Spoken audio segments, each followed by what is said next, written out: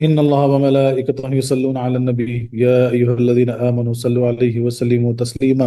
اللهم صل على سيدنا ومولانا محمد وعلى آل سيدنا ومولانا محمد وعلى آله وأصحابه وبارك وسلم كثيرا كثيرا. أعوذ بالله من الشيطان الرجيم. بسم الله الرحمن الرحيم. يسألونك عن الأهلة قل هي مواقيت للناس والحج وليس البر بأن تأتوا البيوت من ظهورها ولكن البر من اتقى وأتوا البيوت من أبوابها واتقوا الله لعلكم تفلحون. صدق اللہ العلی العظیم۔ پوچھتے ہیں وہ آپ سے خاندوں کے متعلق، فرما دو علامت وقت ہے واسطے لوگوں کے اور حج کے، اور نہیں ہے بھلائی اس میں کہ آؤ تم گھروں میں طرف سے پچھتوں ان کے، اور لیکن بھلائی وہ ہے جو پرہیزگار ہو، اور آؤ گھروں میں طرف سے دروازوں ان کے، اور ڈرو اللہ سے تاکہ تم کامیاب ہو۔ تم سے نئے چاند کو پوچھتے ہیں، تم فرما دو وہ وقت کی علامتیں ہیں لوگوں اور حج کے لیے، اور یہ کچھ بھلائی نہیں کہ گھروں میں پچیت توڑ کر آؤ، اور ہاں بھلائی تو پرہیزگاری ہے، اور گھروں میں دروازوں سے آؤ اور اللہ سے ڈرتے رہو اس امید پر کہ فلاح پاؤ۔ اس آیت کا پچھلی آیتوں میں چند طرح تعلق ہے۔ پچھلی آیت میں رمضان اور اعتکاف کا ذکر ہوا، اور ماہ رمضان چاند ہی سے آتا ہے اور اسی سے جاتا ہے۔ اعتکاف بھی چاند کی تاریخوں سے ہوتا ہے، انہیں چاند کے گھٹنے اور بڑھنے کا فائدہ بیان فرمائے۔ پچھلی آیت میں فرمایا گیا کہ مال غلط طریقوں سے نہ کھاؤ، اور مالی معاملات کو تاریخوں سے بہت تعلق ہے، قرض وغیرہ کی مدت اسی سے پوری ہوتی ہے، اسی لیے اب چاند کا ذکر ہوا۔ پچھلی آیت میں روزوں اور اعتکاف کا ذکر تھا، اب حج اور اس کے مسائل بیان ہو رہے ہیں، کیونکہ یہ بھی رمضان کی طرح سال میں ایک بار آتا ہے۔ اب یہ جو شان نزول ہے اس آیت کا، اب اس آیت کے دو شان نزول ہیں، ایک ٹکڑے کا ایک شان نزول الگ ہے، اور ایک ٹکڑے کا شان نزول الگ ہے، یعنی یسالو سے لے کے حج تک جو ہے نا ایک شان نزول ہے، اس کے بعد ایک الگ شان نزول ہے۔ تو اس آیت کے دو شان نزول ہیں، یسالونکا سے والحج تک ایک شان نزول ہے، اور لیس البر سے تفلحون تک دوسرا۔ پہلے جز کا شان نزول یہ ہے کہ ایک بار حضرت معاذ بن جبیل اور شالبہ ابن غنم نے حضور علیہ السلام سے پوچھا کہ یا حبیب اللہ، چاند کا کیا حال ہے کہ یکساں نہیں رہتا، شروع تاریخوں میں ڈورے کی طرح باریک دکھائی پڑتا ہے، اور پھر بڑھتے بڑھتے پورا ہو جاتا ہے، اور پھر گھٹتے گھٹتے گھٹتے ہوئے پہلے کی طرح باریک۔ ان کے جواب میں یہ آیت اتری، در منصور اور خزائن الفان میں لکھا ہوا ہے۔ تو یہ شان نزول ہوا، یعنی دو صحابی جو ہے نا سرکار سے سوال کرتے ہیں کہ اے اللہ چاند کا کیا معاملہ ہے؟ وہ جب نیا چاند نکلتا تو بالکل باریک ڈورے کی طرح ہوتا، اور پھر جو ہے نا بڑھتے بڑھتے جو ہے نا پورا ہو جاتا، اور پھر گھٹتے گھٹتے جو ہے نا پھر باریک ہو کے غائب ہوتا۔ تو دوسرا جز کا شان نزول یہ ہے کہ زمانے جہالت میں حج کا احرام باندھ کر اپنے گھروں میں دروازوں سے نہ آتے جاتے تھے، بلکہ خیموں کے پیچھے سے اور مکانوں کے پیچھے توڑ کر اس طرف سے، ہاں بنی قریش و بنی خزاع اور بنی عامر و بنی ثقیف کے لوگ دروازے ہی سے آمد و رفت رکھتے تھے۔ ان قبیلوں کے سوا جو کوئی دروازوں سے آتا جاتا اسے فاجر کہتے تھے، یعنی گنہگار کہتے تھے۔ ایک بار حضور علیہ السلام اور رفاع انصاری احرام باندھے ہوئے اور دروازے سے نکلے، لوگ رفاع کو فاجر کہنے لگے۔ حضور علیہ السلام نے ان سے پوچھا کہ تم تو انصاری سے ہو، بنی قریش سے نہیں، تم دروازے سے کیوں نکلے؟ انہوں نے عرض کیا کہ میں بھی قریش سے ہی ہوں، کیونکہ آپ کے دین پر ہوں، اور آپ کا فرما بردار اور غلام کا شمار، یعنی آپ کا فرما بردار اور غلام ہوں، اور غلام کا شمار مولا کے ساتھ ہے۔ ان کے اس پیارے جواب کی تائید میں یہ آیت کریمہ آئی، جس سے اس قاعدے کو مٹا دیا گیا۔ تفسیر احمدی اور تفسیر در منصور میں لکھا ہے، یعنی ایک زمانے میں ایسا ہوتا تھا کہ مکہ مکرمہ میں جو بھی احرام باندھتے تو چند قبیلوں کو چھوڑ کر باقی سب کو جو ہے نا دروازے سے آنے کی اجازت نہیں تھی۔ اگر دروازے سے احرام باندھ کے نکلے تو جو ہے نا بولتے تھے کہ گنہگار ہے، فاجر ہے۔ تو وہ لوگ کیا کرتے تھے، گھر کے پیچھے کی دیوار میں سوراخ کر کے اس کو پھوڑ کے جو ہے نا وہاں سے آتے تھے۔ تو ایک عجیب و غریب رواج تھا۔ تو ایک مرتبہ کا واقعہ ہوا کہ ایک صحابی نبی کریم صلی اللہ علیہ وسلم کے ساتھ جو ہے نا دروازے سے احرام باندھ کے نکلے، تو سب لوگ ان کو فاجر کہنے لگے۔ تو آپ کہنے لگے کہ بھائی میں تو جو ہے نا، یعنی سرکار نے سوال کیا، بولے تم قریش سے نہیں ہے نا، تم تو انصاری ہو، دروازے سے کیوں نکلے؟ کیونکہ اس وقت کا جو رواج تھا۔ تو پھر وہ صحابی بولے کہ نہیں یا رسول اللہ صلی اللہ علیہ وسلم، میں تو بولے آپ کا غلام ہوں، اور جب آپ کا غلام ہو گیا تو آپ کے ساتھ میرا شمار ہے۔ تو اتنا پیارا جواب تھا، تو اس کی بنا پہ جو ہے نا باقی کی جز آیت کی جز نازل ہوئی۔ یسألونک عن الاہلہ، اگرچہ چاند کی بابت دو صحابیوں نے ہی سوال کیا تھا، مگر چونکہ یہ سوال سب کو پیدا ہو سکتا ہے، اسی لیے سب کو حکمی مسائل مان کر جمع کا صیغہ لایا گیا۔ اہلہ ہلال کی جمع ہے، پہلے دوسری رات کے چاند کو ہلال کہا جاتا ہے، اس کے بعد قمر، اور 14ویں کے چاند کو بدر۔ شروع میں تو چاند نکلتا ہے اس کو ہلال کہتے ہیں، بعد میں اس کو پھر قمر کہتے ہیں، 2-3 دن کے بعد جو ہے اس کا نام قمر کہتے ہیں، اور 14ویں کا جو پورا چاند جو ہوتا ہے اس کو بدر کہتے ہیں۔ یعنی اے نبی صلی اللہ علیہ وسلم، لوگ آپ سے نئے چاند کے متعلق سوال کرتے ہیں کہ یہ باریک کیوں ہوتا ہے۔ اس یسألونک میں صحابہ کرام کی منقبت بھی ہے حضور صلی اللہ علیہ وسلم کی نعت بھی۔ منقبت تو اس طرح کہ سارے مسلمانوں پر اس پوچھنے والے صحابی کا احسان ہے کہ جس کے سوال کی وجہ سے یہ آیت مسلمانوں کو ملی۔ دیکھو بھائی، سوال تو دو صحابی کیے، لیکن ساری امت مسلمہ پہ احسان ہو گیا، کیونکہ سب کے لیے آیت نازل ہوگی، جواب مل گیا۔ صحابہ کے سوالات و حالات آیات کے شان نزول ہیں، توریت و انجیل کی آیتوں کے شان نزول نہ تھے، وہ سب یکدم آ گئی تھیں۔ پرانی آیت کے شان نزول ہیں جن سے صحابہ کے احسانات تا قیامت لوگوں پر رہیں گے۔ اور نعت اس طرح ہے کہ حضور سے سوال گویا رب تعالیٰ سے سوال ہے، کہ پوچھتے ہیں حضور سے اور جواب دیتا رب ہے۔ سبحان اللہ، سبحان اللہ۔ تو جب سرکار سے سوال ہوا تو دیکھو جواب رب نے دے دیا۔ قل ہی مواقیت للناس والحج، اگرچہ جواب خود رب نے دیا، مگر خل فرما کر حضور سے کہلوایا کہ سوال بھی آپ ہی سے ہوتا ہے۔ ہیا کا مرجع اہلہ ہے، اور مواقیت میقات کی جمع جس کا مادہ وقتن سے ہے۔ وقت کسی کام کے زمانے کو کہتے ہیں۔ میقات وقت معلوم کرنے کا آلہ اور ذریعہ، جیسے وعدن سے میعاد، کبھی وقت کی انتہا کو بھی میقات کہہ دیتے ہیں، جیسے فتمہ میقات ربہ، ہلال مہینے کا اختتام ہے اور احرام باندھنے کی جگہ، حلت ختم ہونے کا مقام، اسی لیے ہلال کو مہینے کا میقات اور مقامات کو حج کے میقات کہا جاتا ہے۔ للناس سے مراد لوگوں کے دنیاوی اور دینی کاروبار ہیں، چونکہ دینی معاملات میں حج کو ایک خاص عزت حاصل تھی کہ ساری عبادتیں زمین کے ہر حصے میں ہو جاتی تھی، مگر حج صرف مکہ معظمہ میں ہی ادا ہوتا ہے۔ نیز حج کے ذریعے تمام جہاں کے مسلمان ایک جگہ جمع ہو کر ایک دوسرے کے حالات سے واقف ہو سکتے ہیں۔ نیز حج کے موقع پر حاجی متبرک مقامات اور متبرک چیزوں کی زیارت کر لیتے ہیں، دیار محبوب کے ذروں کو اپنی آنکھوں سے لگا لیتے ہیں۔ نیز حج ہی سے اہل عرب کی روزی وابستہ ہے کہ وہاں پیداوار کوئی نہیں، حج سے زندگی کا مدار ہے، اس لیے اسے علیحدہ بیان کیا۔ یعنی آپ فرما دے کہ یہ چاند لوگوں کے کاروبار اور عبادات خصوصاً حج کے اوقات کی علامتیں ہیں، اور ان کے معلوم کرنے کا ذریعہ ہے کہ اس سے قرض کی مدت، عورتوں کی عدت، سالوں کے شمار، لوگوں کی عمریں، ماہ رمضان اور عید بقرعید کا پتہ لگتا ہے، اور اسی سے حج اور اس کی تاریخیں معلوم ہوتی ہیں، اور اسی کے ذریعے ارکان حج ادا کیے جاتے ہیں۔ چونکہ چاند کے ضمن میں حج کا ذکر بھی آ گیا ہے، اسی لیے اس کے متعلق ایک ضروری مسئلہ بھی بیان فرمایا گیا، اور لوگوں کو ان کی سخت غلطی پر خبردار کیا گیا۔ اور ارشاد، یعنی اب یہاں تک جو ہے نا پورے چاند کے متعلق جو بات ہوئی، یعنی والحج تک جو بات ہوئی، یعنی کہ نبی کریم صلی اللہ علیہ وسلم نے جب سوال ہوا کہ چاند کا کیا معاملہ ہے، تو اللہ تبارک تعالیٰ کی طرف سے آیت نازل ہوگی کہ بھئی چاند کا گہرا تعلق جو ہے نا تاریخوں سے ہے، کیونکہ یعنی موسموں کے حساب سے اسلام نہیں چلتا، چاند کے حساب سے اسلام چلے گا۔ تو رمضان کا شروع ہونا چاند کے حساب سے ہوگا، رمضان کا ختم ہونا، عید کا اناؤنسمنٹ آنا چاند کے حساب سے ہوگا، حج کا اناؤنسمنٹ آنا چاند کے حساب سے ہوگا۔ تو لیکن یہ ساری چیزیں جو ہے نا چاند سے پتہ لگتی ہیں، اور پہلے تو جو ہے نا عمرے وغیرہ بھی لوگ جو ہے نا چاند کے حساب سے حساب لگاتے تھے، وقت کا پتہ بھی چاند کے حساب سے لگتا تھا۔ تو یہ ساری حکمتیں چاند میں پوشیدہ ہیں۔ اور حج کا خصوصاً کیوں ذکر کیا گیا کہ حج ایک خاص عبادت ہوا کرتی ہے، کہ جو ہے نا دنیاوی کاروبار وغیرہ چھوڑ کے جو ہے نا اس سے مشغولیت ہوتی ہے، اور سب ساری عبادت تو جہاں ہے وہاں سے ہو سکتی ہے، لیکن حج کے لیے خصوصاً جو ہے نا مکہ مکرمہ آنا ہے، تو اسی وجہ سے جو ہے نا اس کا خصوصاً ذکر کیا گیا۔ اور ایک جو معاملہ تھا حج کے تعلق سے، جو لوگ جو سخت غلطی پر تھے، تو اس کی بھی جو ہے نا اس کو صحیح کیا گیا اس آیت میں۔ تو کیا ارشاد ہوا، وَلَيْسَ الْبِرُّ بِأَن تَأْتُوا الْبُيُوتَ مِن ظُهُورِهَا، بیوت بیتن کی جمع ہے جس کے معنی ہیں شب گزار، گھر یا کوٹری میں چونکہ رات گزاری جاتی ہے اسی لیے اسے بیت کہتے ہیں۔ بیت اس لیے کہتے ہیں کہ رات گزارنے کی جگہ، یعنی چار دیواری چھت کے ساتھ جہاں پہ آپ چار رات گزار سکیں اس کو بیت کہتے ہیں۔ یعنی مقام بیتویت، ظہور جمع ظہر کی ہے، یعنی کھلی ہوئی چیز یا کھلا ہوا حصہ، چونکہ انسان کی پیٹھ اور گھر کی پیچھیت یعنی پچھلی دیوار بالکل ظاہر ہوتی ہے، اسی لیے اسے ظہر کہا جاتا ہے۔ یعنی موسم حج میں گھروں میں پیچیت سے آنا جانا نیکی نہیں بلکہ ایک بیکار سی مصیبت ہے۔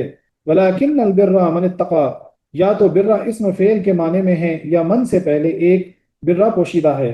اتقاء کا مفعول چھپا ہے، یعنی حقیقی بھلائی اس کی بھلائی ہے جو گناہوں سے بچے، یا حقیقی نیکی وہ ہے جو پرہیزگار ہو۔ گھروں میں پیچھے سے آنا جانا بیکار ہے، لہذا وَأْتُوا الْبَيْتَ مِنْ أَبْوَابِهَا، یہ امر اباحت کا ہے جس میں ان کے غلط عقیدے کی تردید ہے، اور ممکن ہے کہ وجوب کا ہو کہ ان کی رسم جہالت توڑنے کے لیے دروازوں سے آنا اس وقت واجب کر دیا گیا۔ ابواب باب کی جمع ہے، باب دروازے کو کہتے ہیں، خواہ شہر کا ہو یا مکان کا یا کوٹری وغیرہ کا، کبھی ذرائع کو بھی کہہ دیا جاتا ہے۔ یعنی اب پہلے کیا رسم چلتی تھی، جیسا میں بتایا آپ کو، کہ کچھ قبیلوں کے لوگوں کو چھوڑ کے باقی سب لوگوں کو جو ہے نا پیچھے کی دیوار سے سوراخ کر کے جو ہے نا احرام باندھنے کے بعد نکلنا پڑتا تھا، یعنی ایک عذاب تھا، ایک بیکار کی رسم تھی وہ اس وقت۔ تو اس کی جو ہے نا اس کو درست کرنے کے لیے جو ہے نا اس آیت میں آیت نازل ہوئی کہ بتا دیا گیا کہ اس میں پرہیزگاری نہیں ہے، وہ نیکی نہیں ہے، وہ ایک بیکار سی رسم ہے، بولے اپنے دروازوں سے آؤ جاؤ، اور حقیقت میں نیکی وہ ہے جو پرہیزگار ہے۔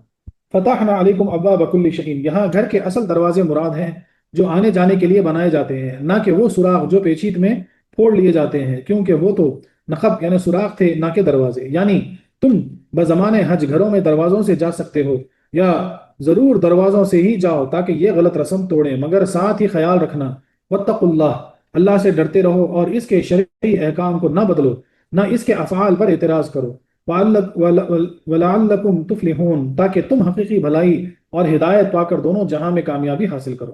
خیال رہے کہ کفار عرب میں عبادت چار قسم کی رائج تھی، اس وقت جو ہے نا چار قسم کی عبادت تھی۔ بت پرستی و شرک کو وہ عبادت سمجھتے تھے، بعض حرام کاموں کو عبادت جان بیٹھے، جیسے خانہ کعبہ کا ننگے بدن طواف کرنا، اور بعض ابث کاموں کو عبادت سمجھتے تھے، جیسا گھروں میں پیچھے سے آنا یا کعبے کے پاس تھالیاں سیٹیاں بجانا۔ بعض اچھے کام بھی عبادتاً کرتے تھے، جیسے کعبے کی خدمت، آب زمزم پلانا وغیرہ۔ حضور انور نے پہلے دو کام تو جبرن بند فرما دیے، تیسرے کام کو نرمی سے بند کیا۔ دیکھو یہاں رب نے ان دیواروں میں سوراخ کرنے کو کفر شرک یا حرام نہ فرمایا، بلکہ نرمی سے فرمایا کہ یہ کام نیکی نہیں ہے، اور چوتھے قسم کے کاموں کو باقی رکھا، مگر جو معمولی کام کسی نبی کی نفل بن جائیں وہ عبادت ہو گئیں، جیسے جمروں کو کنکر مارنا، طواف میں اکڑ کر چلنا وغیرہ۔ بولے نبی کریم صلی اللہ علیہ وسلم طواف میں جو ہے نا اکڑ کے چلا کرتے تھے، تو آج تک وہ سنت ہے، وہ عبادت ہے، کہ طواف میں چلو تو اکڑ کے چلو، اس میں فرق، اس میں مطلب کیا خاص بات تھی کہ بھائی بولنے کے یعنی احرام بن کے جو ہے نا اللہ کے گھر کا جو ہے نا طواف کر رہے تو وہ فخر میں جو ہے نا اکڑ کے چلو، اور جو میرے جو شیطانوں کو جو کنکریاں ماری جاتی وہ بھی عبادت میں شمار ہو گئی، اس کے بغیر یعنی حج نہیں ہوتا، مثال کے طور پر حج کا جو ہے نا ارکان بن گیا وہ۔ تو نبیوں کے چھوٹے چھوٹے کام بھی جو ہے نا بعد میں عبادت ہو گئے، تو اس وقت جو جہالیت کے جو مسئلے تھے وہ سب نبی کریم صلی اللہ علیہ وسلم نے بند کروا دیے۔ ایک تو جو ہے نا مثال کے طور پر بت پرستی، شرک وغیرہ جو تھا اس کو بند کروا دیے، کعبۃ اللہ کے اطراف جو ہے نا حرام کاری وغیرہ کرتے تھے، لنگے ہو کے گھوما کرتے، طواف کرتے تھے، وہ آپ نے بند کروا دیے جبرن۔ اور جو تیسرا معاملہ تھا جو گھروں کی پچھلی دیواروں کو پھوڑ کے سوراخ بنا کے نکلنا احرام باندھ کے، اس کو نرمی سے، شرک بدعت وغیرہ نہیں بولے وہاں پہ، نہ اللہ نہ قرآن میں ویسا حکم آیا دیکھو، حالانکہ آج کل کا تو ایسا فیشن ہے، کچھ بھی چیز کو شرک بدعت فوری بول دیتے، اور اس کو نرمی سے بند کروا دیا کہ بیکار سی رسم ہے، اپنے دروازوں سے آؤ۔ تو خلاصہ یہ ہے کہ اے نبی صلی اللہ علیہ وسلم، لوگ آپ سے چاند کے گھٹنے بڑھنے سے متعلق پوچھتے ہیں، چونکہ یہ ایک علمی مسئلہ ہے اور قدرت کا راز، اور اس سے انہیں کوئی فائدہ بھی نہیں، لہٰذا آپ انہیں اس کی توجہ تو نہ بتاؤ، اس کی یعنی اس کی جو مین جو وجہ ہے وہ تو نہ بتاؤ، کہ حکمتیں بتا دو کہ اس کے گھٹنے بڑھنے میں کیا فائدے ہیں۔ فرما دو کہ یہ اس کا گھٹاؤ یا بڑھاؤ ہی لوگوں کے سارے دنیاوی اور دینی کاروبار چلنے کا ذریعہ ہے۔ اگر سورج کی طرح یہ بھی ہمیشہ یکساں ہی رہتا تو لوگوں کو کے کاروبار فیل ہو جاتے۔ اب اس سے اپنے سارے معاملات و عبادات اور خصوصاً حج کے اوقات بخوبی معلوم کر سکتے ہیں۔ دوسری قومیں اپنے اوقات کا تعلق صرف سورج سے رکھتے ہیں، مگر اسلام نے نماز کے اوقات سورج سے وابستہ کیے۔ اسلام میں جو ہے نا نماز کے اوقات سورج سے ہیں، فجر ظہر عصر، یہ سورج سے تعلق ہے اس کا۔ بولے غروب ہوگا تو مغرب ہوگی، زوال میں جائے گا تو عصر ہوگی، عروج پائے گا تو ظہر ہوگی، طلوع ہوگا تو جو ہے نا فجر ہوگی، اور جو ہے نا رات کا اندھیرا ہوگا تو عشاء ہوگی، یعنی سورج سے نماز کا تعلق۔ اور ان تعلقات کی وجہ سے مسلمان سورج کی رفتار کی بھی پیمائش کرے اور چاند کی رفتار کی بھی، اور کیونکہ یہ مختلف عبادتوں کا مختلف تعلق ہے، جیسا حج رمضان وغیرہ کا چاند سے ہے، مہینوں کا چاند سے ہے، نماز کا سورج سے، تو تاکہ انسان جو ہے نا غور و فکر کرے کہ سورج کی یعنی جو سورج کی جو گردش ہے اس پہ جو ہے نا پیمائش ہے، اس پہ جو ہے نا غور و فکر کرے، ویسے ہی چاند کی جو ہے نا اس پہ غور و فکر کرے۔ مگر چونکہ چاند سے زیادہ عبادتوں کا تعلق ہے، اس لیے اسلام میں چاند کی تاریخوں پر زیادہ زور دیا جاتا ہے، جیسے نماز کے تعلق کی وجہ سے سورج کا طلوع غروب زوال وغیرہ کا بہت خیال رہتا ہے۔ ان سے یہ بھی فرما دیں کہ حج کے موسم میں گھروں کے دروازے بیکار کر دینا اور پیچھے سے سوراخوں کے ذریعے ان میں آنا جانا بھلائی نہیں، بلکہ ایک بیکار رسم، بیکار سا کام ہے۔ نیک تو وہ ہے جو گناہوں سے بچے، نہ کہ دروازوں سے، لہٰذا گھروں میں تو ہمیشہ دروازوں سے ہی آیا جایا کرو، مگر رب سے ڈرتے رہو تاکہ تمہیں دونوں جہاں میں کامیابی ملے۔ اس آیت کی اور تفسیریں بھی ہیں، مگر یہی زیادہ بہتر ہے۔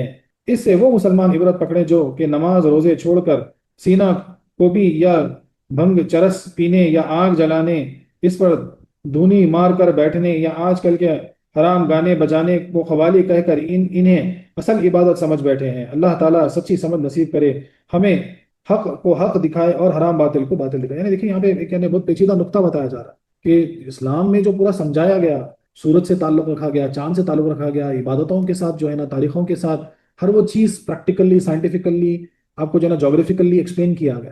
اب کچھ لوگ جو ہے نا چرس وغیرہ پی کے، گانجا پی کے جو ہے نا بولے دھن میں رہنا بولے ہماری عبادت ہے، بولے یہ سب جہالت ہے۔ کچھ لوگ بولے وہ گانے بجانے کی طرح قوالیوں میں رہنا بولے نمازیں وغیرہ چھوڑ کے، بولے یہ جہالت ہے۔ حضرت عبداللہ ابن عباس فرماتے ہیں کہ امت مصطفیٰ صلی اللہ علیہ وسلم کی ایک یہ بھی خصوصیت ہے کہ اس نے اپنے نبی سے سوالات بہت کم کیے، دوسری امتوں کی طرح اپنے پیغمبر کو سوالات سے پریشان نہ کیا، چنانچہ قرآن کریم نے ان کے کل 14 سوالات نقل فرمائے، یعنی آپ کیا فرماتے ہیں حضرت عبداللہ بن عباس کہ بھائی پہلے کی امتیں جو تھی نا نبیوں کو بہت پریشان کیا کرتی تھی، الٹے پلٹے سوال پوچھنا، الٹی الٹی بحثیں کرنا. ہماری امت میں یعنی نبی کریم صلی اللہ علیہ وسلم کی امت میں خاص چیز کیا رہی کہ نبی کریم صلی اللہ علیہ وسلم بہت کم سوال پوچھتے تھے اور زیادہ جو ہے نا انہیں ستاتے نہیں تھے. اسی لیے قرآن شریف جو ہے نا بہت جو اہم سوالات تھے ان کو قرآن میں ہی کاپی کیا گیا. بولے ایسے 14 سوال جو نبی سے پوچھے گئے تھے نا ان کا جواب قرآن میں موجود ہے. رب کہاں ہے جیسا ایک سوال ہوا تھا قرآن میں موجود ہے. چاند کیوں گھٹتا بڑھتا ہے جیسا ابھی ہم پڑھے یہ اس میں موجود ہیں. چھ آگے آتے ہیں ایک سورہ مادہ میں ہے کہ کیا چیزیں حلال وغیرہ ہے. پھر ایک جو ہے نا سورہ انفال میں ہے کہ کیا مصرف ہے، ہلال کیا مصرف ہے. ایک سورہ بنی اسرائیل میں ہے کہ روح کیا ہے. ایک سورہ کہف میں ہے کہ ذوالقرنین کی حالت کیا ہے. ایک سورہ طٰہٰ میں ہے کہ پہاڑوں کے متعلق سوال. اور ایک سورہ نازیات میں قیامت کے بارے میں. تو یہ 14 سوال جو نبی کریم صلی اللہ علیہ وسلم سے پوچھے گئے تھے وہ سارے قرآن میں ہیں. اس آیت سے چند فائدے حاصل ہوئے. حضور صلی اللہ علیہ وسلم کی امت بڑی عزت والی ہے کہ اس کے سوالات کی رب تعالیٰ قدر و منزلت فرماتا ہے کہ خود جواب بھی دیتا ہے اور ان کے سوالات کا بھی ذکر فرماتا ہے کہ یہ بات میرے پیارے بندوں نے پوچھی تھی جس کا یہ جواب دیا گیا تاکہ قیامت تک ان کا ذکر و خیر رہے. پہلی کتابیں ایک دم بغیر کسی سوال و جواب کے نازل ہو جاتی تھی، توریت انجیل وغیرہ ایک دم کی ایک دم نازل. قرآن شریف کی خاصیت کیا ہے کہ ایک تو اس کا شان نزول ہے اور کئی ایسے سوالات ہیں جو امت محمدیہ نے پوچھے جو سب کو اتنا پسند آئے کہ قرآن میں اللہ تعالیٰ نے اس کا ذکر فرما دیا. اب قیامت کے مہینوں میں چند سال کے بعد فرق کرنا پڑتا ہے کہ 4 سال میں فروری کا ایک دن اضافہ کرنا پڑتا ہے اور بجائے 12 کے 13 کرنا پڑتا ہے مثال کے طور پر. تو یہ ساری چیزیں جو ہے نا خبری مہینوں میں نہیں ہیں. اسلامی کام خبری مہینوں سے ہوں گے. روزے، زکوٰۃ، حج، عدت وغیرہ سب میں خبری مہینے ہی معتبر ہوں گے کہ شمسی کیونکہ چاند کی میقات یعنی جنتری وقت کا اعلیٰ فرمایا گیا. نیز چاند میں جمال ہے سورج میں جلال. بھلے چاند میں جمال ہے اور سورج میں جلال ہے. اور امت مصطفیٰ صلی اللہ علیہ وسلم بھی مرحومہ ہے، اس کی تاریخیں بھی جمالی ہیں. تو امت محمدیہ جو ہے یعنی ہماری نبی کریم صلی اللہ علیہ وسلم کی جو امت ہے یہ بھی درمیانہ ہے، یہ بھی جمالی ہے، جلالی نہیں ہے. اسی لیے جو ہے نا ہمارا بھی جمالی معاملہ ہے. چاند کے گھٹنے بڑھنے میں بہت سے فائدے ہیں. ایک اس سے تاریخ کا پتہ چلتا ہے. اکثر ہوتا دیکھو پہلی کا چاند بہت باریک ہوتا اور فل مون دیکھ لے تو بولتا ہے کیا بھائی 12 ہے کیا، 13 ہے کیا، 14 ہے کیا، اندازہ لگا لیتے. اس کی زیادتی کمی انسانوں کے کمال و زوال کی علامت ہے کہ انسان بھی اسی طرح کبھی عروج اور کبھی زوال میں ہوگا کہ پہلے معدوم پھر موجود مگر کمزور یعنی بچہ، پھر قوی طاقتور یعنی جوان، پھر بوڑھا ہو کر کمزور، پھر پہلے کی طرح فنا. لہٰذا انسان اپنی زندگی و تندرستی کی غنیمت جانے اور جو ہو سکے نیکی کرے. ترقی کسی قوم یا کسی شخص کا ٹھیکہ نہیں. نیز ایک چیز کا کمال زوال کی علامت ہے. چاند بدر ہو کر گھٹنے لگتا ہے. الیوم اکملت لکم کی آیت سن کر بعض صحابہ نے سمجھ لیا تھا کہ حضور انور کی وفات نزدیک ہے، کمال ہو چکا، اب زوال کی باری ہے. سبحان اللہ. یعنی کیا بولا جا رہا ہے کہ انسان بھی جو ہے نا پہلے بچے سے بھی جوان ہوتا، پھر بوڑھا ہو کے کمزور ہو کے پھر فنا ہو جاتا. بولے چاند بھی دیکھو باریک لائن سے جو ہے نا پورا بدر پورا فل مون ہوتا اور پھر گھٹ جاتا، پھر غائب ہو جاتا. یعنی چاند بھی جو ہے نا ہر مہینہ ہم کو سبق دے رہا کہ بھئی ہر چیز قائم ہونے والی نہیں ہے. تو آج اگر اللہ تعالیٰ نے آپ کو صحت عطا کی تو اس کی قدر کیجیے. آج اللہ تعالیٰ نے اگر آپ کو کامیابی عطا کی تو اس کا شکر ادا کیجیے، اس کی قدر کیجیے. پتہ نہیں پھر وہ کب زوال ہو. اب اسی لیے جو ہے نا صوفیہ کرام کیا فرماتے ہیں، بعضی علماء کرام کیا فرماتے ہیں کہ چاند کی تاریخوں کے حساب سے نہ اپنے کام کیا کرو. جیسا کوئی اچھا کام ہو رہا، شادی وغیرہ سوچ رہے تو بولے عروج کی تاریخوں میں رکھو، زوال کی نہیں بلکہ عروج کی تاریخوں میں. اسی لیے جو ہے نا مہینے کے شروع میں جو ہے نا رکھی جاتی ہے. آج کل تو چلن نہیں رہا، آج کل تو سوشل میڈیا ہو گیا. آج کل لوگوں کو جو ہے نا ویلنٹائن پہ شادی رکھنے کا شوق ہو گیا. آج کل لوگوں کو جو ہے نا برتھ ڈیز پہ شادی رکھنے کا شوق ہو گیا. ایک الگ مزاج چل رہا ہے. ہاں حقیقتاً جو پہلے مزاج چلتا تھا نا وہ کیسے چلتا تھا، اس میں لاجک تھی، اس میں جو ہے نا اللہ تبارک و تعالیٰ کا کرم، اللہ کی رحمت جو ہے نا شامل حال رہتی تھی. اسی لیے جو ہے نا بولتے اچھا کام کچھ کرنا ہے تو بولے عروج کی تاریخوں سے شروع کرو تاکہ جو ہے نا اس میں کامیابی ملے، فلاح ملے، اس میں بھی عروج آئے. مثال کے طور زوال میں مت کیا کرو. تو یہ ساری چیزیں چاند خود ہم کو بتا رہا ہر مہینہ کہ جو ہے نا دیکھو کچھ نہیں تھے بہت کچھ ہو گئے اور پھر کچھ نہیں ہوں گے اور پھر جو ہے نا ختم ہو جائیں گے. بیکار سوال کا بہتر جواب دینا چاہیے. دیکھو پوچھنے والے نے چاند کی تبدیلی کی وجہ پوچھی جو اس کے لیے فائدہ مند تھی، مگر رب نے اس کی حکمتیں بتا دی جس سے انہیں بہت فائدہ ہوا. بولے کبھی کوئی سوال پوچھتے ہیں نا تو بیکار سوال مت سمجھو، اسٹوپٹ سوال ہونے دو، بولے بہترین سا بہترین جواب دو. یہ اللہ کی سنت ہے. بیکار کام چھوڑ دینے چاہیے کہ ان سے کوئی فائدہ نہیں. دیکھو مکانوں کے پیچھے سے آنا ابس تھا، اس سے منع کر دیا گیا. بولے کوئی بیکار کام کر رہے ہیں، آپ کو معلوم ہے کہ چیز صحیح نہیں ہے، بیکار ہے، چھوڑ دو بھائی، اس کو پکڑ کے مت بیٹھو. اس سے معلوم ہوا کہ اسلام میں چاند سورج سے افضل ہے اور چاند کے مہینے اور چاند کی تاریخیں سورج کے مہینے اور تاریخوں سے افضل ہیں، کہ سوائے نماز کے باقی ساری عبادتیں چاند کے مہینوں سے وابستہ ہیں اور متبرک تاریخیں چاند سے وابستہ ہیں.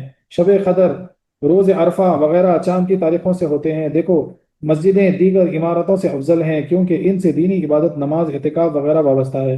لہذا حضور صلی اللہ علیہ وسلم اور ان کے صحابہ و اہل بیت پھر علماء اولیاء دوسروں سے افضل ہیں کیونکہ ایمانیت بلکہ ایمان ان سے وابستہ ہے. کلمہ، نماز، قرآن ان سے ہی ہے، بے شک حق ہے، حق ہے، حق ہے۔ تو اسلام میں جو ہے نا چاند کی تاریخوں کے، چاند کے مہینے کی، چاند کی فضیلت زیادہ ہے، کیونکہ نماز کے علاوہ ہر عبادت جو ہے نا چاند سے جڑی ہوئی ہے۔ یہاں پہ کوئی دلچسپ سوال ہے، اس آیت سے معلوم ہوتا ہے کہ حضور، یہ سوال ہے دیکھیں، اس آیت سے معلوم ہوتا ہے کہ حضور صلی اللہ علیہ وسلم کو علم غیب نہیں، کیونکہ حضور نے سائل کا جواب خود نہ دیا بلکہ رب نے دیا، پھر بھی چاند کے گھٹنے بڑھنے کی وجہ نہ بتائی۔ اگر آپ کو علم غیب ہوتا تو بغیر انتظار وہی خود ہی وجہ بتا دیتے۔ ایک سوال ہوا، اس کا جواب سنیے۔ آپ نے بڑا ہی آپ نے بڑا ہی کام کیا کہ رب پر بے علمی کا الزام نہ لگا دیا، اور یہ نہ کہہ دیا کہ سائل نے پوچھا تو کچھ تھا، جواب کچھ اور دیا۔ معلوم ہوتا ہے کہ رب کو بھی اسے گھٹنے بڑھنے کی وجہ معلوم نہ تھی، یعنی ان کو بھی یعنی چھیڑنے والی بات سے جواب دیا جا رہا ہے۔ بولے وہ کیا سوال جو ہوا تھا اللہ تعالیٰ بھی تو کچھ اور جواب دیا نا، کہ اللہ کو بھی نہیں معلوم، کیا معاذ اللہ معاذ اللہ، بولے یہ کیسی بات ہے، یہ تو بیوقوف والی بات ہے۔ افسوس ہے کہ آج ہر علم حیت جاننے والا جانتا ہے کہ چونکہ چاند کا نور آفتاب سے ہے، اور چاند بھی گول ہے اور سورج بھی، اور جب گول چیزیں کسی گول چیز سے روشنی لے کر آدھی روشن ہوتی ہیں تو آدھی تاریک، لہذا چاند بھی آدھا روشن اور آدھا تاریک رہتا ہے۔ پھر چونکہ چاند کبھی تو آفتاب سے قریب ہوتا ہے کبھی دور، اس لیے کبھی تو اس کا پورا نورانی حصہ زمین کی طرف ہوتا ہے، کبھی بعض حصہ، اور کبھی پورا تاریک رخ اس کی طرف ہوتا ہے، اسی لیے یہ اختلاف ہے۔ 8ویں کلاس والے بچے کو یہ علم ہو مگر علم اولین و آخرین کو نہ ہوئے، کیسے ممکن ہے جناب؟ ان کو ان اختلاف کی وجہ کا علم تھا، اور اس کا بھی اس سوال پر آیت آئے گی جس میں یہ جواب دیا جائے گا۔ سبحان اللہ، کیا پیارا جواب ہے دیکھیں۔ یعنی اب کیسا، یعنی پہلی چیز تو یہ ہم کو یعنی اسکول میں بھی پڑھا دیتے، بچے بھی سمجھ جاتے کہ سورج بھی گول ہے اور چاند بھی گول ہے، اور چاند جو ہے سورج کی روشنی سے جو ہے نا لے کے چمکتا ہے، تو کبھی اگر سورج کی طرف اس کا پورا رخ ہوا اور اس کا پورا رخ زمین کی طرف ہے تو زمین پہ اس کا پورا حصہ دکھائی دے گا، اور اگر یہ پلٹا ہوا رہا تو زمین کی طرف جتنا حصہ ہے اس کا وہ حصہ زمین پہ چمکے گا، مثال کے طور پر۔ اس وجہ سے اس کا بڑھنا گھٹنا ہے، لیکن اس میں حکمت یہ ہے، یہ تو وجہ سمجھ گئے ہیں، لیکن حکمت یہ ہے کہ اس سے مہینوں کے تاریخوں کا پتہ لگ جاتا۔ ہاں تو بولے کہ بھائی چھوٹے سے یعنی اسکولوں میں یہ چیز پڑھائی جاتی کہ سرکار دو عالم صلی اللہ علیہ وسلم کو اتنا علم اللہ تعالیٰ دے کے بھیجے کہ آپ کو نہیں پتا تھا۔ ارے آپ کو بالکل پتا تھا، بلکہ آپ کو یہ بھی پتا تھا کہ اس سوال پہ آیت آئے گی، وہی آئی، اسی لیے آپ انتظار کر کے وہی کے بعد جواب دیتے تھے۔ سبحان اللہ، سبحان اللہ۔ صوفیہ کرام فرماتے ہیں کہ روح سورج ہے، اب یہ اس کا باطنی نقطہ، آیت کا باطنی نقطہ، اس کو غور سے سنیے۔ روح سورج ہے اور دل چاند، سبحان اللہ، تمہارا جو روح ہے وہ سورج ہے، اتنا نور اس میں ہے کہ بیان نہیں کر سکتے، اور تمہارا دل جو ہے نا وہ چاند ہے، وہ روح سے جو ہے نا نور لیتے رہتا ہے۔ اس پر روح سے مختلف طرح روشنی ہے۔ لوگ پوچھتے ہیں کہ قلبی نور کا حال مختلف کیوں رہتا ہے، یکساں کیوں نہیں؟ اے محبوب آپ فرما دو کہ یہ اختلاف سفر فی سبیل اللہ کے میقات کا ہے۔ سبحان اللہ، اللہ کی راہ میں جو تم چل رہے، سفر اللہ کی طرف جو تم سفر میں گامزن ہے، تو بولے اس کے میقات آئیں گے۔ میقات ہے تو کیا کرتے، احرام باندھ لیتے، بولے اب احرام نہیں نکال سکتے، بولے اب جو ہے نا عمرہ کر کے ہی احرام، یعنی منزل پہ پہنچ کے احرام کھلے گا، جس سے اس راہ کا پتہ لگتا ہے۔ اسی کے ذریعے روحانی حج یعنی بیت خلق کا طواف، صفائی کے صفا اور مروت کے مروہ کی صحیح عرفان کے عرفات میں قیام ہوتا ہے۔ سبحان اللہ، سبحان اللہ، غور سے سنیے ان باتوں کو، حج کا جو ہے نا باطنی خلاصہ ہو رہا پورا۔ کیا فرماتے ہیں کہ جو ہے نا اے میں آپ فرما دیجئے سفر فی سبیل اللہ کا میقات ہے، یعنی سب سے پہلے جو سفر میں اس میں میقات ہے، جس سے اس راہ کا پتہ لگتا ہے۔ بولے یہ راہ کا پتہ لگتا ہے، بولے احرام اس راہ پہ، راہ عشق پہ چل پڑو۔ اسی کے ذریعے روحانی حج یعنی بیت قلب، یعنی اللہ کا بیت ہے، بولے نا خلول المؤمنین علی عرش اللہ تعالیٰ، بولے جو قلب پاک ہوتا ہے وہاں پہ اللہ کی تجلی ہوتی ہے، تو حقیقت میں وہ بیت اللہ ہو گیا۔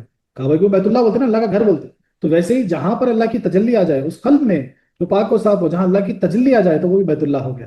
بولے اس بیت اللہ کا خلق کا طواف صفائی کی صفا سے کرو، یعنی صفا و مروہ پہ تو چلتے آپ، بولے اس سے صفائی کرو اس کی، اور مروہ کی صحیح عرفان کے عرفات میں قیام کرو۔ بولے عرفان، علم عرفان سے جو ہے نا اس پہ قیام کرو، عرفات میں جو جا کے حج میں رک جاتے ہیں مثال کے طور پر، تو بولے عرفان سے علم حاصل کر کے جو ہے نا اس پہ قیام کرو، جو علم حاصل ہوا، جو نقطہ حاصل ہوا، جو روشنی تم پہ ڈالی گئی، جو نور تم پہ کھلا، جو نقطہ اس پہ قائم رہو۔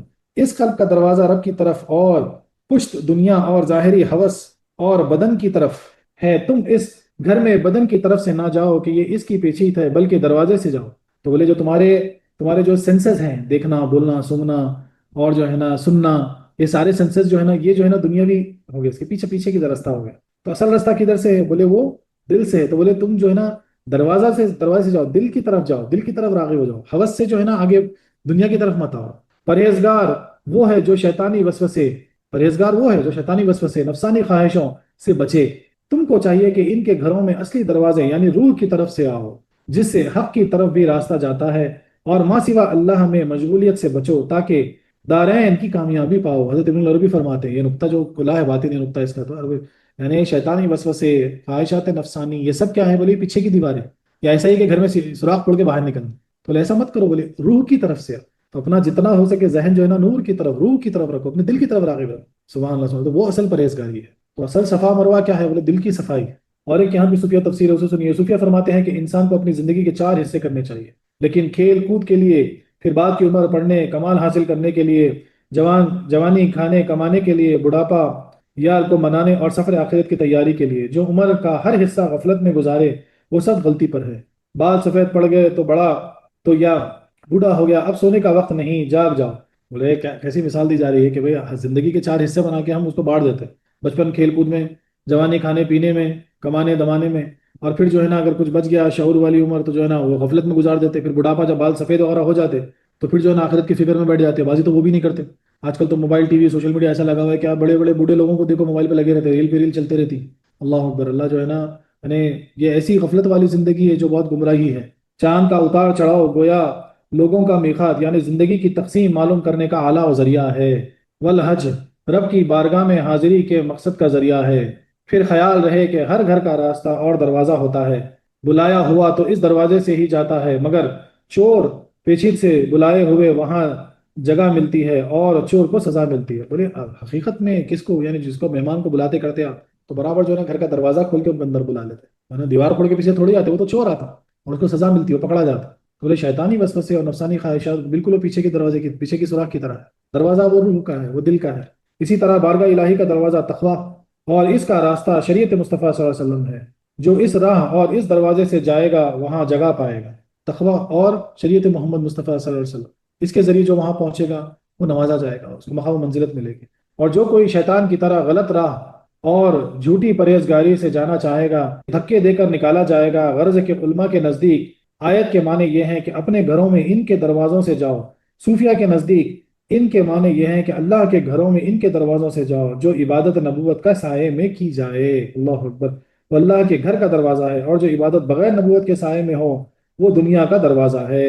ابلیس کی عبادات دنیا کا دروازہ بنی، مگر یہ دروازے ہمارے کھلے نہیں کھلتے. ان کا کھولنے والا کوئی اور ہی ہے. ہماری زمین کی اندرونی پیداوار ولایت کے کہ یہاں تیل کا چشمہ ہے، یہاں فلاں چیز کی کان ہے، ایسے ہی ہمارے دلوں کا خفیہ خزانہ کوئی ماہر ہی بتا سکتا ہے، ہم خود نہیں معلوم کر سکتے. پھر صرف ظاہر سنبھالنا تقویٰ نہیں، تقویٰ حقیقی یہ ہے کہ ظاہر کے ساتھ اپنا باطن بھی درست کر لیں، کہ رب کی اطاعت کر لیں، نہ کہ نافرمانی، کفران، اور رب کی پناہ میں یہ راہ طے کریں تاکہ شیطان و نفس امارہ سے امن میں رہیں. تفسیر البیان ہوتا ہے. یعنی کیا فرمایا جا رہا ہے یہاں پہ؟ سیدھی سیدھی بات یہ ہے کہ بھئی اب جو تقویٰ اور شریعت محمد مصطفیٰ صلی اللہ علیہ وسلم کے دروازوں سے آئے جائیں گے، اپنی زندگی اس کے حساب سے گزاریں گے، تو ان کو وہاں پہ مقام بھی ملے گا، انعام بھی ملے گا، اور جو ہے نا یعنی اللہ تبارک تعالیٰ نوازے گا بھی، مثال کے طور پر. لیکن جو شیطان کی سی عبادت، یعنی دکھاوے والی عبادت، ریاکاری والی عبادت، کمپیریزن والی عبادت، یہ ساری چیزیں، اور جو ہے نا دنیا میں پڑے ہوئے رہے، وسوسوں میں پڑے ہوئے رہے، دکھاوے میں پڑے رہے، تو ان کے لیے جو ہے نا بالکل شیطان جیسے بیکار ہو گیا ویسے ہی جو ہے نا بیکار دنیا میں بیکار ہو جائے گی. اور اب کیسا، اور ایک مثال کیا دی جا رہی ہے کہ بھائی اب ایک مثال سمجھاتا ہوں میں آپ. یعنی یہاں پہ جو 2 مثالیں دی گئی، ایک پہلی چیز، آپ کے پاس ایک کھلی زمین ہے. اب وہ زمین کی کیا کیپیسٹی ہے، اس کے اندر کیسی پیداوار ہوگی، کہاں کون سی چیز لگانی چاہیے، اس کے کہاں زرخیز ہے، کہاں پہ جو ہے نا کون سا جھاڑ لگانے سے زیادہ آپ کو پھل ملے گا، یہ کون بتائے گا؟ تو آپ بولیں گے کوئی ایگریکلچر ایکسپرٹ بتائے. رائٹ. اسی طرح سمجھیے آپ کی ایک زمین ہے، وہ کان ہے، لیکن وہ کان کے اندر ہیرا ہے، سونا ہے، کیا ہے آپ کو نہیں معلوم، کون بتائے گا؟ وہ تو کوئی آلے والے لا کے کوئی جو ہے ایکسپرٹ ہی بتائے گا نا کہ اس کے نیچے یہ ہے، اس کے نیچے یہ ہے. تو ویسے ہی تمہارے دل کی جو زرخیز زمین ہے، اس کو اگر شیطان آپ سے بچا کے رکھے تو اس کے اندر کیا ہے، وہ کیسے اس کے اندر سے جو نا وہ ہرا بھرا ابھرے گا، کیسے اس کے اندر سے ہیرے جواہرات موتی نکال سکتے ہیں، کون بتائے گا؟ تو کوئی ایکسپرٹ ہوتا ہے. وہ کون ایکسپرٹ ہے؟ وہ اللہ کا کوئی ولی ہوگا جو آ کے تم کو وہ تربیت دے گا، تاکہ پھر تم جو ہے نا وہ ولیوں کی مدد سے اپنے دل کے دروازے کھولیں، تاکہ پھر وہ تم جو ہے نا ہیرے موتی جواہرات جو ہے نا وہ پا سکیں. اور وہ کیسے ہوگا؟ تو بولے وہ ولیوں کے ذریعے ہوگا، تقویٰ اور شریعت کے ذریعے ہوگا. یعنی ہمارے خود کے گھروں میں صحیح راستے اور دروازوں سے آؤ تاکہ عزت پاؤ. غلط راستے سے آنے کی کوشش نہ کرو کہ اس میں بھلائی اور خیر نہیں. تقویٰ اور خوف خدا کا انجام ہے. فلاح وہ کامیابی صوفیہ کے یہاں مومن کی حقیقی کامیابی ہے کہ وہ واصل باللہ ہو جائیں. انسان واصل باللہ ہو کر اللہ کے سے کام کرنے لگتا ہے. کنویں کے پانی میں روانی نہیں، کیونکہ وہ حدود میں محدود ہے. پنجرے کی قید میں پرندے کے پاس پر ہیں مگر پرواز نہیں. لیکن اگر گھڑے کا پانی دریا میں ڈال دیا جائے تو اس میں روحانی طغیانی موج و حرارت سب کچھ پیدا ہو جاتی ہے، اور پرندے میں آزاد ہو کر پرواز پیدا ہو جاتی ہے. ایسے ہی جب تک روح یا قلب دنیا یا نفس امارہ کے پنجرے میں پھنسا ہے تب تک اس میں پرواز ہے نہ روانی، مگر جب ان قیدوں سے آزاد ہو جائے گا، واصل باللہ ہو جائے گا، تو اس میں سب کچھ پیدا ہو جائے گا۔ عمر فاروق نے مدینہ منورہ سے ساریہ کو پکار کر نقشہ جنگ سمجھا دیا۔ حضرت آصف ایک پل میں تخت بلقیس اٹھا لے آئے۔ یہ پرواز اور روانی کا نتیجہ تھا، یعنی کیا بتایا جا رہا ہے کہ مثال کے طور پر ایک چڑیا کو پنجرے میں بند کر کے رکھا، پر تو ہے اس کے پاس لیکن اڑ نہیں سکتا، پرواز نہیں ہے۔ ویسے گھڑے کا پانی اگر آپ یعنی بولی میں ڈال دیے تو محدود ہے، لیکن اگر وہی دریا میں ڈال دیا جائے، اگر وہ گھڑے کا پانی دریا میں مل جائے تو دریا کا پانی جیسے بہتا تو یعنی کی طرح بولے وہ بھی بہ اٹھے گا، عرفان اس کے اندر روحانی جو ہے نا معاملہ کچھ اور ہو جائے تو وہ دریا کیا ہے تو بولے وہ ولی کامل ہے، جیسے جو ہے جڑ گئے تو پھر وہ طغیانی آ جاتی، وہ کامل ہو جاتی۔ اور پنجرے سے باہر پرندہ اگر نکل گیا تو پنجرا کیا ہے تو بولے نفسانی خواہشات، دنیاوی خواہشات، شیطانی وسیع، یہ پنجرا ہے۔ اس سے باہر نکل گیا تو پھر اس سے پرواز پیدا ہو جاتی۔ حضرت عمر فاروق تعالیٰ عنہ مدینہ منورہ میں ہے، حضرت ساریہ رضی اللہ عنہ سیریا میں گئے، ملک شام میں جنگ کرنے کے لیے ہزاروں کلومیٹر دور، نہ سب موبائل تھا نہ کچھ تھا، خطبہ دیتے تھے، آپ رک گئے اور اچانک منہ پلٹا کے بولے ساریہ پہاڑ کے پیچھے دیکھو دشمن آ رہا۔ صحابہ کرام سب پریشان ہو گئے، اب پھر آپ خطبہ جاری رکھے۔ بعد میں 3 ماہ بعد جب حضرت ساریہ فتح واب ہو کے واپس آئے تو لوگوں نے پوچھا بولے ایسا صاحب جمعے کے دن کیا واقعہ تھا؟